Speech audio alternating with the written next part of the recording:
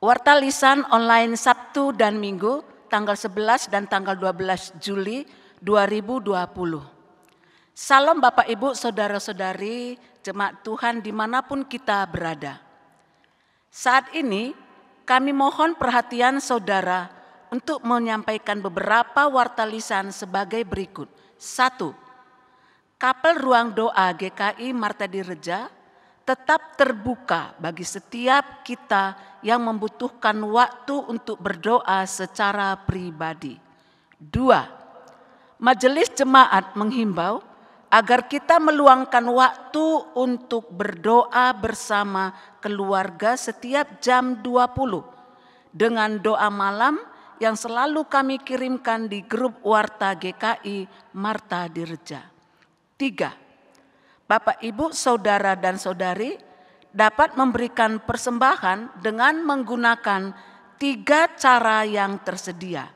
Yang pertama, Bapak, Ibu, Saudara-saudari dapat mengumpulkan persembahan menggunakan amplop yang dapat dituliskan tanggal dan nama atau kode pemberi yang selanjutnya dapat Bapak dan Ibu masukkan ke dalam kotak persembahan di kantor gereja kita.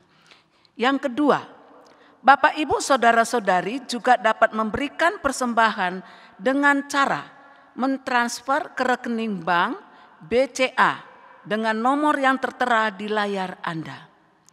Yang ketiga, dan bagi Bapak, Ibu, Saudara-saudari dapat pula memberikan persembahan dengan cara men-scan kris yang tertera di layar menggunakan aplikasi-aplikasi yang tersedia.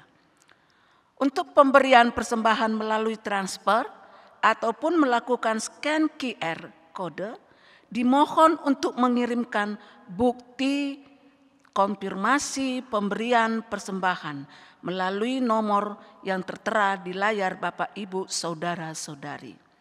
Demikianlah warta lisan yang perlu kami informasikan. Sekarang tiba saatnya kita mempersiapkan diri untuk mengikuti ibadah online yang dilayani oleh Pendeta Dimas Aryo Yono dengan tema Berani Bersuara. Dengan para petugas, pembaca warta, Penatua Tripena Ginting, persembahan Penatua Tripena Ginting, pengakuan iman rasuli Penatua Madalena Budianto, penyerahan Alkitab doa syafaat Penatua David Chandra. Supaya kebaktian ini bisa dihayati dengan baik dan sikap beribadah, mari kita ikuti bukan seperti menonton tayangan televisi. Namun upayakanlah ibadah bersama dengan anggota keluarga di rumah. Kiranya ibadah kita dapat berjalan dengan baik dan menjadi berkat bagi kita semua. Amin.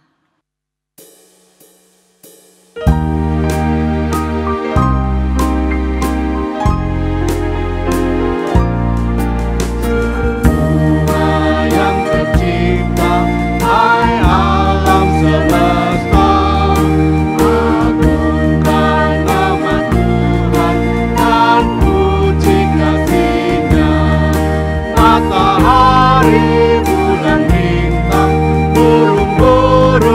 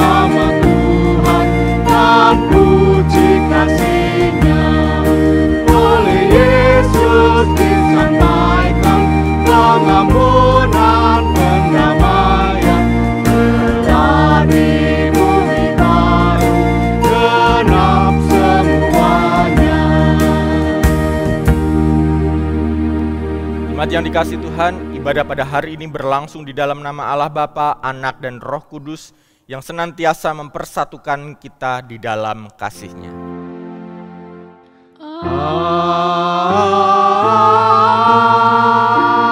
Amin. Amin.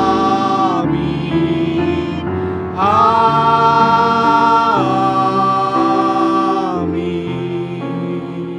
Anugerah sukacita dari Allah menyertai kehidupan saudara. Dan beserta saudara juga. Bapak, Ibu, dan juga saudara-saudari, ada yang mengatakan diam itu emas. Secara tidak langsung, pepatah ini hendak menunjukkan kepada kita bahwa sikap diam itu dinilai sebagai sebuah sikap yang berharga dan bernilai. Namun, akankah kita terus berdiam diri di balik kalimat diam itu adalah emas? Sampai kapan kita memiliki anggapan bahwa berdiam diri dan tidak bersuara, diam itu adalah emas, adalah sebuah tindakan yang berharga dan bernilai? Tidak cukup beranikah bagi kita untuk kita menyuarakan pendapat dan juga pemikiran kita? Bukankah ketika kita bersuara, itu juga merupakan sesuatu yang berharga dan juga bernilai? Inilah yang akan kita bersama renungkan pada hari ini. Mari kita bersama memasuki doa pengakuan dosa kita. Mari kita bersama berdoa. Tuhan, seringkali kami berlindung di balik pernyataan bahwa diam adalah emas. Berdiam diri merupakan sesuatu yang bernilai dan berharga. Namun sesungguhnya kami terlalu takut untuk bersuara dan bersaksi tentang kebaikan dan juga kasih-Mu yang besar. Padahal Engkau memberikan kami roh keberanian, bukan roh ketakutan. Ampuni kami ya Tuhan, jika seringkali kami enggan bersuara. Kami merasa itu bukan tugas dan panggilan kami untuk melakukan hal tersebut. Ampuni kami yang terlalu nyaman dengan kondisi dan situasi yang ada di dalam kehidupan kami, sehingga kami menjadi abai akan kebenaran. Kami juga mengucap syukur untuk pengampunan yang Tuhan berikan di dalam kehidupan kami. Ampuni kami jika selama beberapa waktu ini kami cenderung memilih diam. Namun pada saat ini kami ingin bersama-sama belajar melalui pemberitaan firman yang akan kami dengarkan nanti. Kami sungguh ingin kami memperbaharui sikap dan hidup kami. Kami sungguh ingin kami berani menyuarakan pendapat kami. Dan sesungguhnya pengampunan dosa yang Engkau berikan akan sungguh bermakna ketika kami sungguh-sungguh melakukan pembaharuan hidup kami. Berikan kami keberanian untuk menyatakan kebenaran dalam berbagai situasi dan kondisi. Inilah wujud penyesalan kami dan inilah tekad untuk kami bisa menjalani kehidupan kami yang baru. Di dalam nama Tuhan Yesus Kristus, Allah yang senantiasa memberikan pengampunan bagi kami berdoa. Amin. Bagi kita yang sungguh bertekad untuk hidup baru, terimalah berita anugerah dari Allah yang telah mengampuni dosa kita. Dan Ia telah menugaskan kami memberitakan kepada seluruh bangsa dan bersaksi bahwa Dialah yang ditentukan Allah menjadi hakim atas orang-orang hidup dan orang-orang mati. Tentang Dialah semua nabi bersaksi bahwa barang siapa percaya kepadanya, ia akan mendapat pengampunan dosa oleh karena namanya. Demikianlah berita anugerah dari Tuhan. Kami siap untuk memperbarui hidup kami.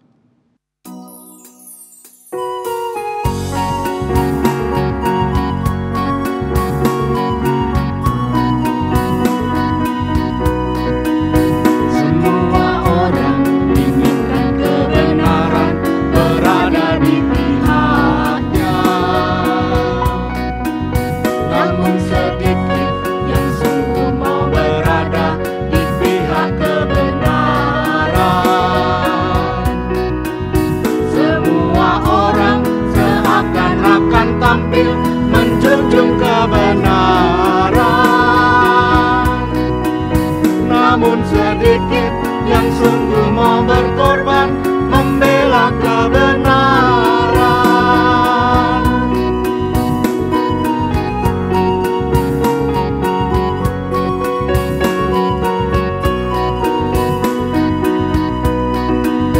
Semua orang yang cari kebenaran menjadi salah jalan. Tak tahu lagi harus pilih yang mana, semuanya serupa. Setiap hari semuanya berubah, oh sungguh membingungkan. Hanyalah Yesus, terang dan kebenaran yang tak pernah berubah. Tiba waktunya untuk kita bersama-sama merenungkan firman Tuhan, dan kita akan bersama-sama berdoa untuk menyiapkan hati kita. Mari kita berdoa. Kami memberikan diri kami dan kami menyediakan diri kami untuk diperbaharui oleh pemberitaan firman-Mu pada hari ini. Dan kami percaya setiap firman yang kami dengarkan tidak menjadi sia-sia, namun akan menjadi sebuah pemberitaan firman yang sungguh menyegarkan kehidupan kami, memperbaharui cara pikir kami, dan bahkan memperbaharui sikap hidup kami. Karena kami percaya firman Tuhan mengubah kehidupan kami dan memberikan kami keberanian untuk kami menjalani kehidupan kami, keberanian untuk kami menjalankan tugas dan panggilan kami di tengah-tengah dunia ini. Ini kami Tuhan, anak-anak Tuhan, yang menyatakan diri siap untuk diperbaharui dan dibekali oleh pemberitaan firman-Mu. Di dalam nama Bapa, Anak, dan Roh Kudus kami bersama berdoa. Amin.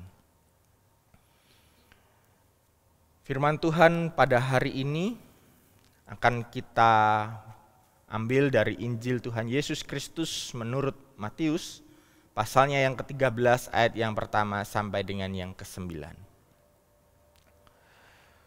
Pada hari itu keluarlah Yesus dari rumah itu dan duduk di tepi danau. Maka datanglah orang banyak berbondong-bondong lalu mengerumuni dia sehingga ia naik ke perahu dan duduk di situ.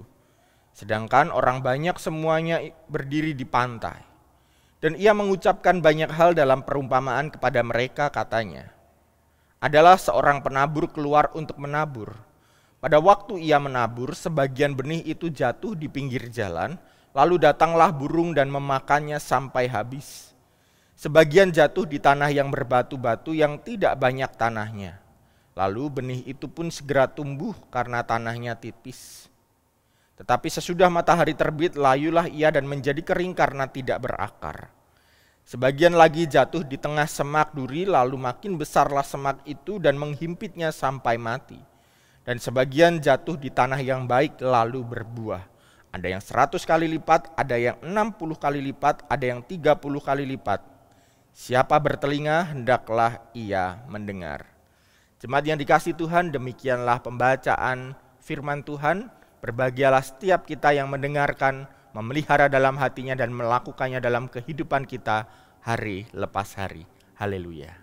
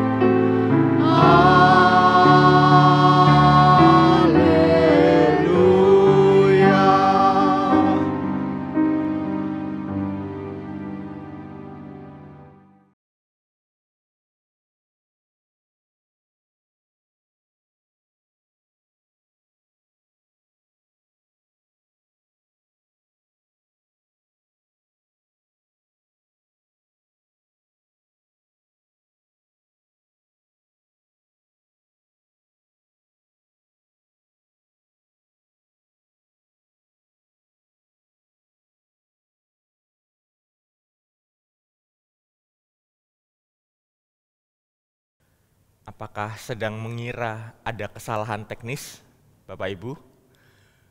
Kok diamnya lama banget? Ini jangan-jangan yang salah multimedianya nih. Enggak Bapak Ibu, ini bukan kesalahan teknis, bukan juga kesalahan multimedia. Saya hanya mempraktekkan apa yang selama ini sering menjadi slogan yang terkenal, yang sering diucapkan oleh orang-orang, yaitu diam adalah emas. Apakah ketika tadi saya di tempat ini berdiri diam, itu juga merupakan emas? Apakah itu merupakan suatu hal yang berharga? Saya hanya mencoba mempraktekkan. Ternyata, apakah memang betul diam adalah emas? Dan ada lagi istilah yang kalau kita sering mendengar dalam bahasa Jawa, yaitu sing waras ngalah. Kalau kamu waras, kamu ngalah aja. Sering ya kita dengar istilah ini. Nah, kalimat ini nampak indah, tapi punya kecenderungan membuat seseorang menjadi cuek. Kalimat ini juga mungkin bisa menjadi sebuah perlindungan, kalimat perlindungan untuk membenarkan diri kita saat kita tidak mau bicara, kita tidak mau menyuarakan pendapat kita. Dengan diam dan tidak bersuara, kita mungkin memiliki anggapan suatu saat nanti permasalahan akan selesai. Dengan diam kita percaya bahwa tenang, nanti suatu saat Tuhan akan memberikan jawaban. Kita juga punya argumen. Nanti percaya deh, lama-kelamaan yang baik itu pasti terlihat. Kita percaya nanti saat waktunya, tepat pada waktunya, Tuhan akan menunjukkan siapa yang benar, siapa yang bisa betul-betul menegaskan kebenaran ini. Ini kalimat-kalimat yang nampaknya indah, kalimat-kalimat teologis yang nampaknya indah, dan ini untuk membenarkan ketika kita enggan menyuarakan pendapat kita. Namun pertanyaannya, bagaimana bisa terlihat, bagaimana kebenaran itu bisa nampak bila tidak ada yang berani bersuara, tidak ada yang berani berpendapat? Ambil contoh di negara kita. Mungkin selama ini kita mengeluhkan kondisi bangsa dan negara kita. Aduh, Indonesia saat ini makin hari makin kurang baik. Indonesia saat ini makin hari makin kurang jelas situasinya. Lebih baik ke luar negeri, di luar negeri lebih baik. Saya mau berbagi sebuah kalimat yang coba saya buat sendiri. Ini kalimat refleksi saya. Indonesia saat ini bukan kekurangan orang pandai. Indonesia tidak kekurangan orang pintar. Indonesia hanya kekurangan orang yang mau dan berani menyuarakan pendapat. Indonesia kekurangan orang yang mau dan berani untuk bicara. Dan mengapa orang cenderung memilih diam? Kemungkinan orang-orang merasa, ngapain Pak kami bersuara, sia-sia suara kami.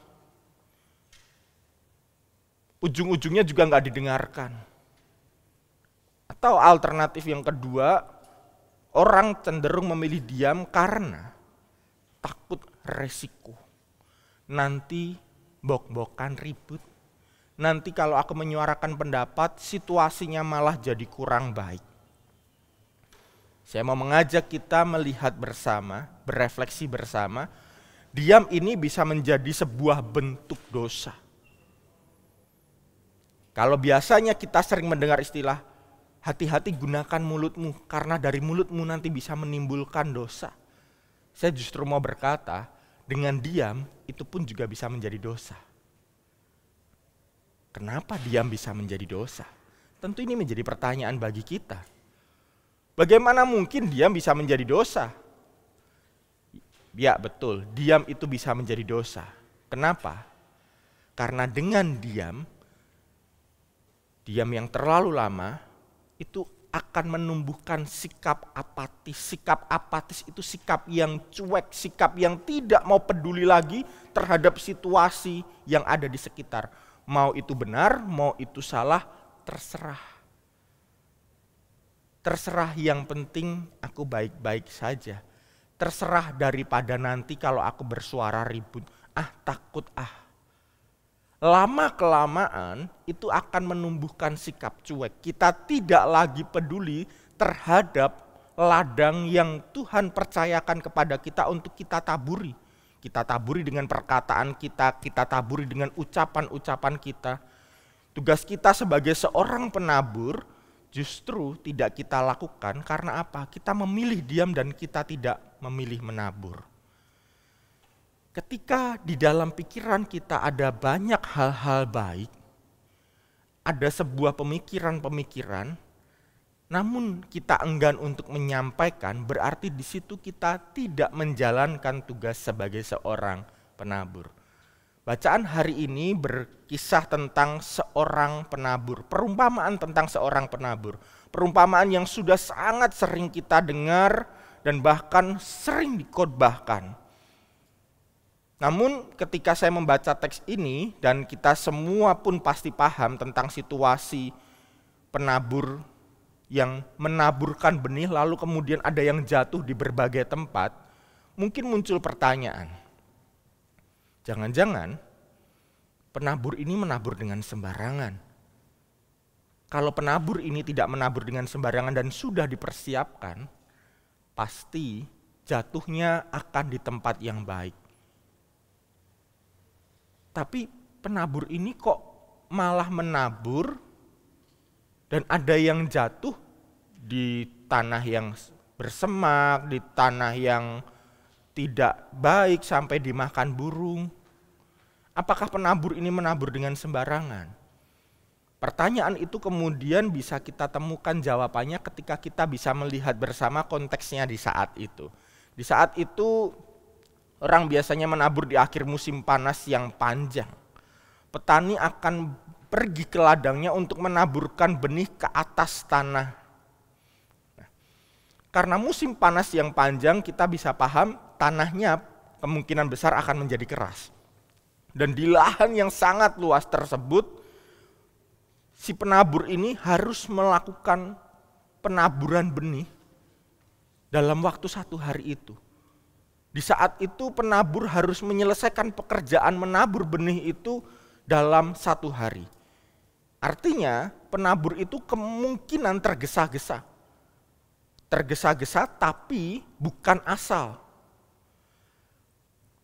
Di dalam teks kita dijelaskan berjalannya pun ada iramanya. Setelah itu kita bisa lihat juga di dalam teks kita dijelaskan benih itu ada yang jatuh di pinggir jalan, di tanah berbatu-batu, di semak berduri dan di tanah yang baik.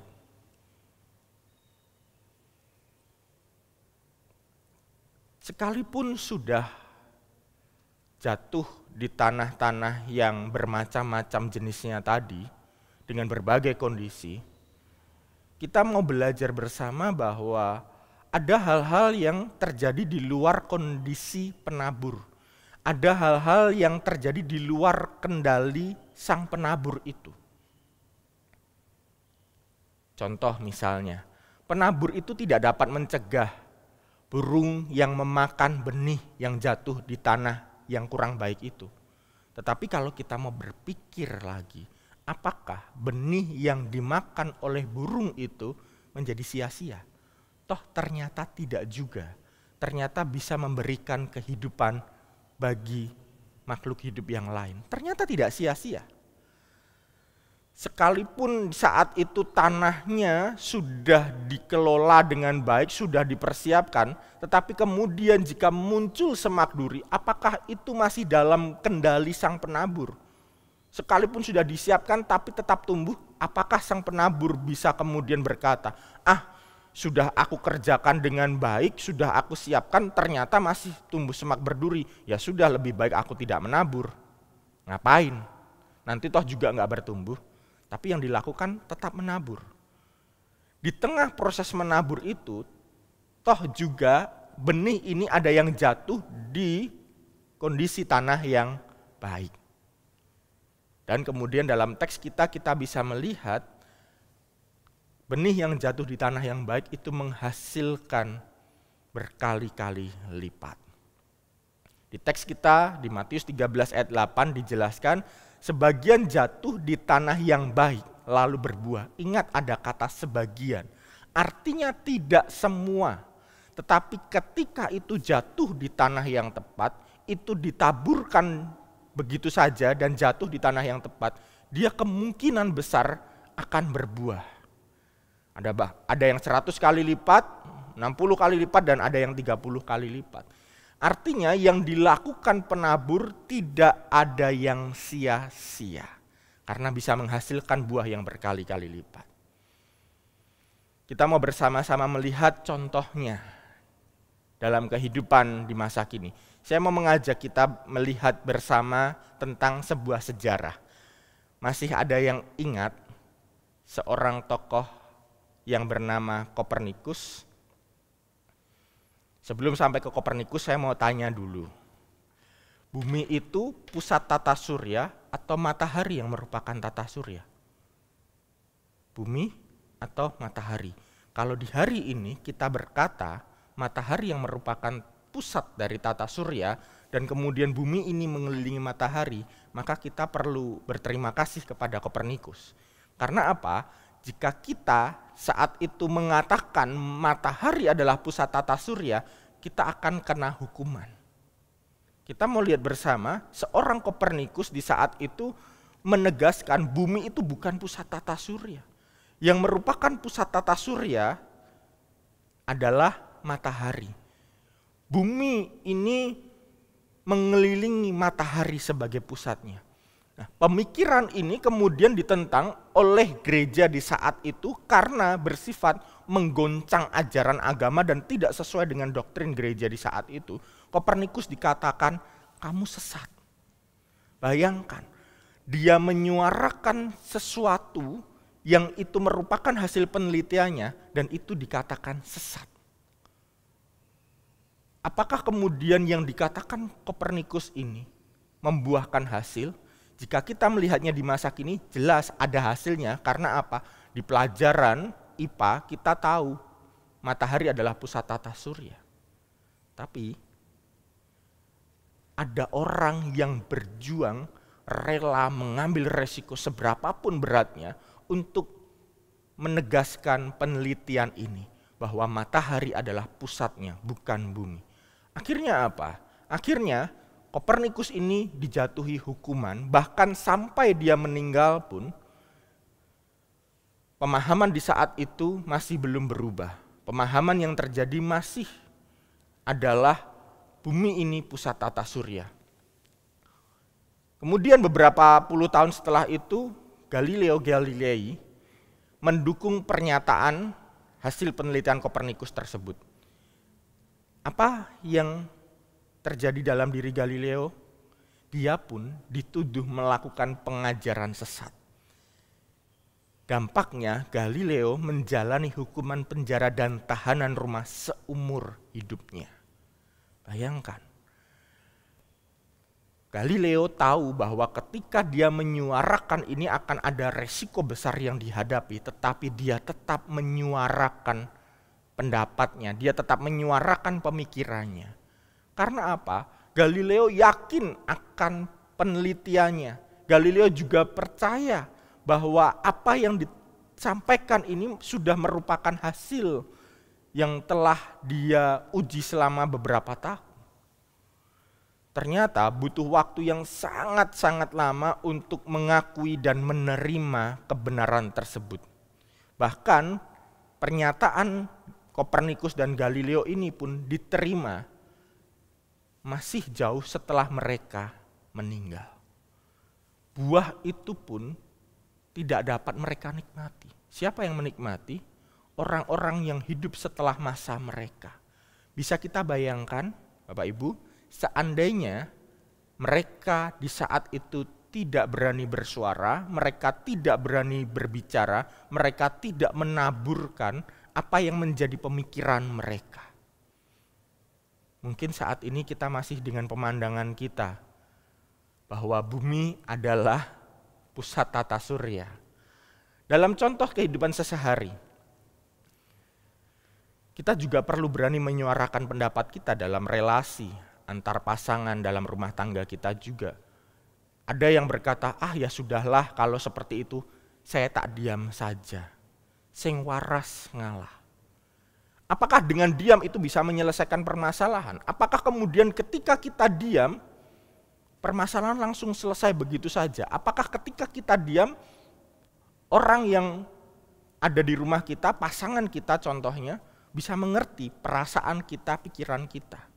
Kita kan berumah tangga itu bukan sedang main dukun-dukunan ya. Pasangan kita bukan dukun, artinya ketika kita punya pemikiran, kita punya kegelisahan, mari sampaikan, kita obrolkan. Dalam relasi orang tua dan anak, kita juga bisa menyampaikan apa yang jadi keinginan kita pada anak kita. Kita sebagai anak pun bisa menyampaikan keinginan kita pada orang tua kita. Sekalipun mungkin akan terjadi perdebatan, sekalipun mungkin akan terjadi perbedaan argumen, tapi tidak apa-apa karena itu merupakan sebuah proses untuk kita bisa berani mengungkapkan apa yang ada di pikiran kita. Dan kemungkinan apa yang kita sampaikan belum tentu bisa diterima, belum tentu sesuai dengan keinginan si pendengar. Tetapi tidak apa-apa, selama kita menyampaikannya dengan bijak, selama kita menyampaikannya dengan tenang, selama kita menyampaikannya pun dengan hasil yang telah kita pikirkan secara mendalam. Dalam kehidupan berbangsa dan bernegara, kita sebagai orang Kristen di Indonesia, kita punya tugas di Indonesia untuk juga menyuarakan kebenaran.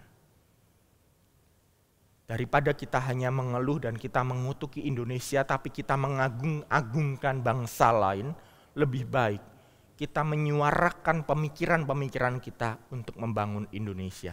Ingat, Indonesia bukan kekurangan orang pandai, Indonesia bukan kekurangan orang pintar, Indonesia tidak kekurangan orang kreatif. Bahkan di Indonesia itu ladangnya orang kreatif. Contoh, memang pernah Bapak Ibu lihat kalau ke luar negeri ada tukang tambal ban? Ada nggak tambal ban di luar negeri? Nggak ada. Kemungkinan nggak ada. Yang ada hanya di Indonesia. Kreatif tuh.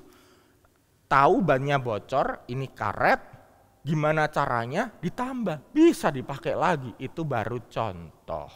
Baru satu contoh dan masih banyak lagi kekreativitasan orang Indonesia. Artinya Indonesia butuh banyak orang yang berani bicara dan berani menyuarakan pendapatnya.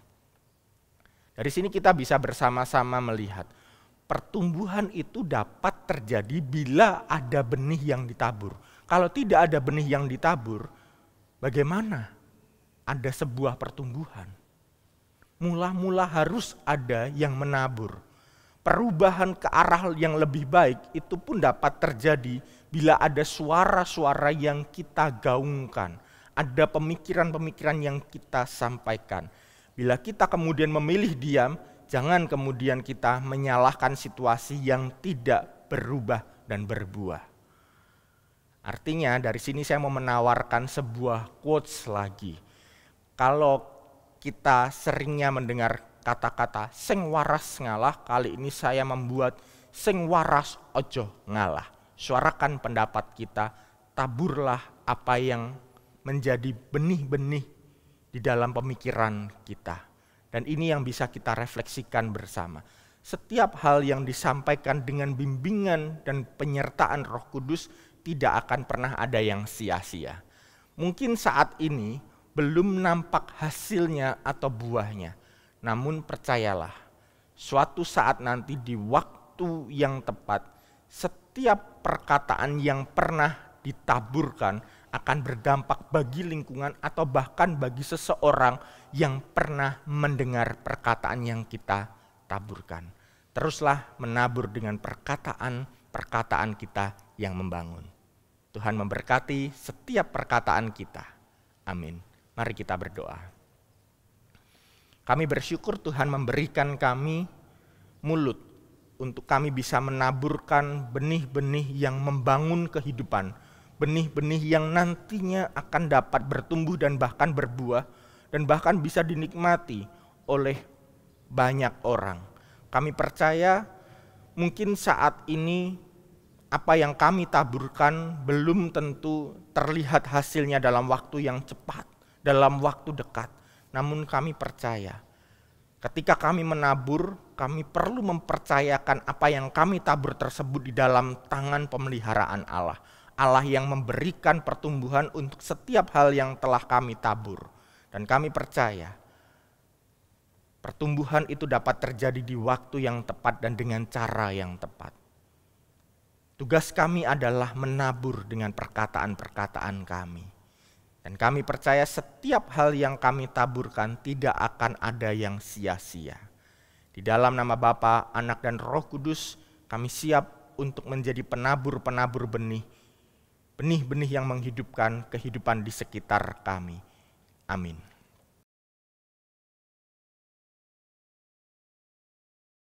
Marilah kita bersama dengan umat Allah di masa lalu, masa kini, dan masa depan, mengingat pengakuan iman pada baptisan kita, menurut pengakuan iman rasuli demikian. Aku percaya kepada Allah, Bapa yang Maha Kuasa, Khalik langit dan bumi, dan kepada Yesus Kristus, anaknya yang tunggal Tuhan kita, yang dikandung dari Roh Kudus, lahir dari anak darah Maria, yang menderita sengsara di bawah pemerintahan Pontius Pilatus, disalibkan, mati, dan dikuburkan, turun ke dalam kerajaan maut. Pada hari yang ketiga, bangkit pula dari antara orang mati, naik ke sorga, duduk di sebelah kanan Allah Bapa yang Maha Kuasa. Dan dari sana ia akan datang untuk menghakimi orang yang hidup dan yang mati. Aku percaya kepada Roh Kudus, gereja yang kudus dan am, persekutuan orang kudus, pengampunan dosa, kebangkitan orang mati, dan hidup yang kekal. Amin. Jemaat yang dikasihi Tuhan, sebagai ungkapan syukur atas pemeliharaan yang telah Allah berikan dalam sepanjang kehidupan, maka sekarang kita akan memberikan persembahan, seperti yang dilakukan jemaat di Makedonia. Mari kita pun menyatakan ungkapan syukur dengan sukacita dan tanpa paksaan. Firman Tuhan yang menjadi dasar dari persembahan di hari ini terambil dari Roma 8 ayat 2-3 berbunyi demikian. Selagi dicobai dengan berat dalam pelbagai penderitaan, sukacita mereka meluap dan meskipun mereka sangat miskin, namun mereka kaya dalam kemurahan. Aku bersaksi bahwa mereka telah memberikan menurut kemampuan mereka, bahkan melalui kemampuan mereka.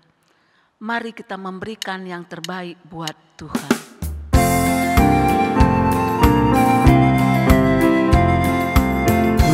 Tuhan ambil hidupku dan kuduskan bagimu. Pun waktuku pakailah memujimu selamanya, memujimu selamanya.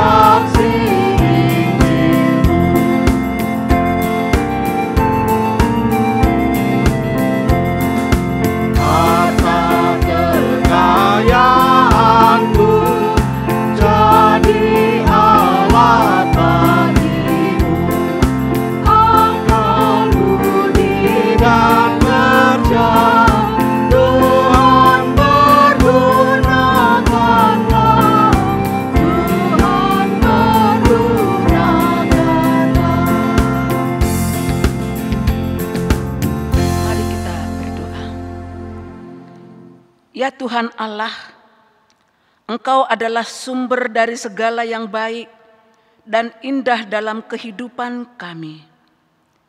Segala ungkapan syukur hanya kepadamu Bapa di surga. Oleh karena kasih karunia dan berkat yang boleh selalu kami terima dan nikmati hingga ketika ini, kami tahu dan percaya semua berkat yang kami peroleh itu karena kemurahan Tuhan dalam kehidupan kami. Untuk itu Bapa di surga, sebagai bukti ungkapan syukur kami kepadamu, sebagian dari pemberian-Mu kami serahkan kembali kepadamu. Terimalah persembahan ini ya Tuhan, sebagai tanda pengakuan kami bahwa Engkaulah yang memiliki tubuh, jiwa dan roh, serta harta yang ada pada kami. Terimalah persembahan ini ya Tuhan, sebagai tanda syukur kami sudah menerima begitu banyak dari Tuhan.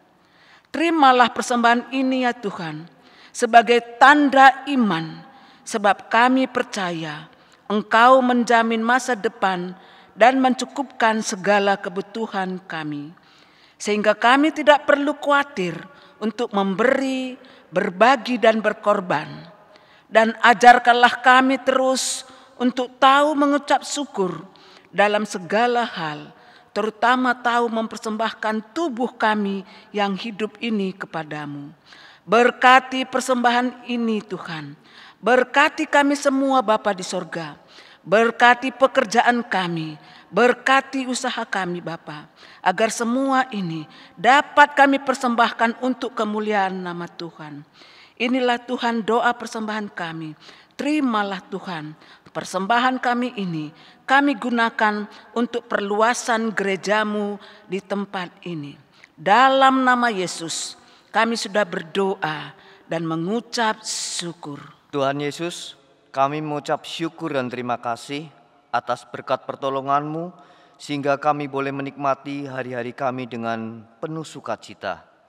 Dan pada pagi hari ini Tuhan, melalui ibadah online, kami berdoa secara khusus untuk gereja Kristen Indonesia dimanapun berada, dalam menghadapi kehidupan new normal bergereja dengan ibadah tatap muka, supaya gereja-gereja Kristen Indonesia bisa mempersiapkan diri dengan baik dan menjalankan protokol kesehatan yang ada, yaitu dengan selalu cuci tangan, pakai masker, dan jaga jarak, sehingga para jemaatnya bisa beribadah dengan aman dan nyaman, dan semuanya bisa terbebas dari virus corona atau COVID-19.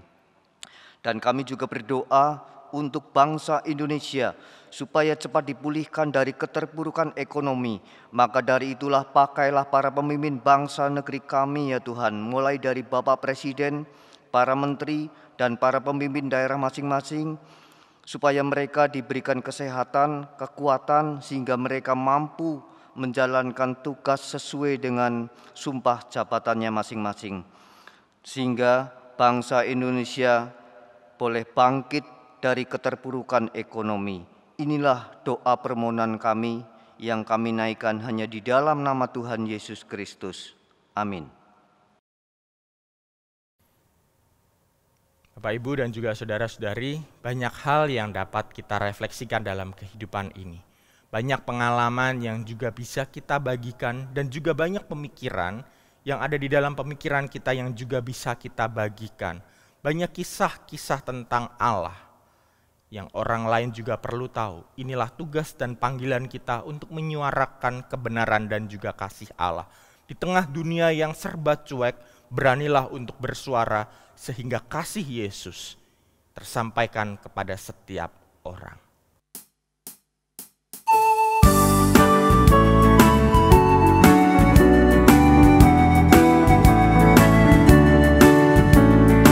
Harus membawa berita pada dunia dalam gelap tentang kebenaran dan kasih dan damai yang menetap, dan damai yang menetap.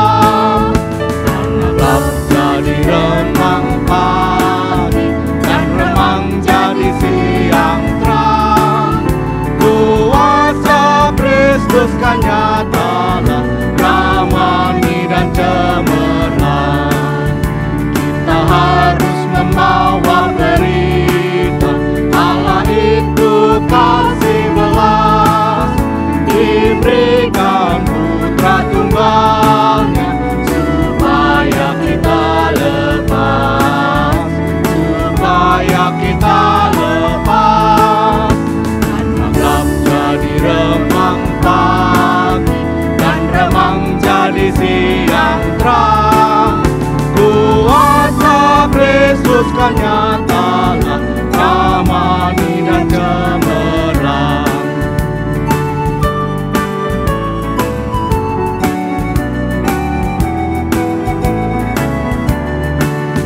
Kita harus bersaksi di dunia tentang kuasa darah kudus. Semoga yang masih sangsi terima sang penebus, terima sang penebus. Tetap jadi remang pagi dan remang jadi siang terang. Kuasa Kristus kan nyatalah ramani dan cemerlang. Terimalah berkat Tuhan. Cinta kasih Allah Bapa menerangi hatimu dengan kebenaran. Kesaksian hidup Yesus Kristus memberimu keberanian untuk menyuarakan dan memperjuangkan nilai-nilai kehidupan di tengah dunia ini. Penyertaan Roh Kudus menumbuhkan semangatmu di dalam menyuarakan kebenaran dari sekarang sampai selama-lamanya.